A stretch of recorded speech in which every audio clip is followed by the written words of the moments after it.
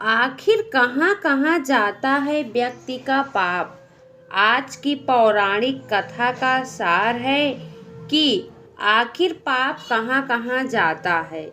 इसी संदर्भ में एक बार एक ऋषि ने सोचा कि लोग पाप धोने के लिए सभी लोग गंगा जाते हैं। ऐसे में सारे पाप गंगा में ही समा जाते हैं। इस तरह तो गंगा भी पापी हो जाएगी। उस ऋषि ने यह जानने के लिए आखिर पाप जाता कहाँ है, इसके लिए उन्होंने तपस्या की। तपस्या करने के फलस्वरूप देवगण प्रकट हुए। तब ऋषि ने उनसे पूछा कि गंगा में जो पाप धोया जाता है वह कहाँ कहाँ जाता है।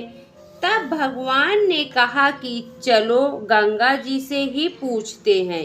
इस बारे में ऋषि और भगवान दोनों ने ही गंगा जी से पूछा कि हे गंगे, सब लोग तुम्हारे यहाँ पाप धोते हैं तो इसका मतलब क्या आप पापी हुई। तब गंगा ने कहा कि मैं कैसे पापी हो गई, मैं तो सभी पाप लेकर समुद्र को अर्पित कर देती हूँ। इसके लिए ऋषि और भगवान समुद्र के पास गए और उनसे पूछा कि हे सागर, गंगा सभी पाप आपको अर्पित कर देती हैं, तो क्या आप पापी हो गए। तब समुद्र ने कहा कि वो कैसे पापी हुआ, वो सभी पाप भाप बनाकर बादल बना देता है। अब ऋषि और भगवान दोनों ही बादल के पास गए। उनसे पूछा कि हे बादल, समुद्र पापों को भाप बनाकर बादल बना देते हैं तो क्या आप पापी हुए।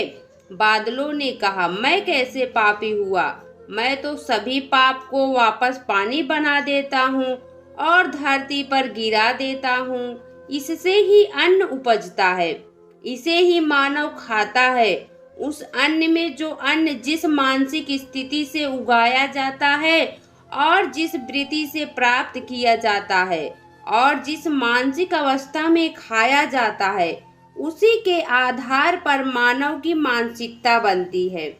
यही कारण है कि कहा जाता है कि जैसा खाए अन्न वैसा बनता मन। जिस वृत्ति से अन्न प्राप्त किया जाता है और जिस मानसिक अवस्था में खाया जाता है, वैसा ही विचार मानव का बन जाता है। ऐसे में हमेशा भोजन शांत रहकर ही ग्रहण करना चाहिए।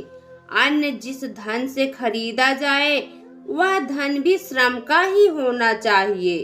तो दोस्तों, आपको यह पौराणिक कहानी कैसी लगी कमेंट बॉक्स में जरूर बताएं। वीडियो को लाइक करें, शेयर करें और हमारे चैनल को सब्सक्राइब करना ना भूलें। वीडियो देखने के लिए आपका बहुत बहुत धन्यवाद।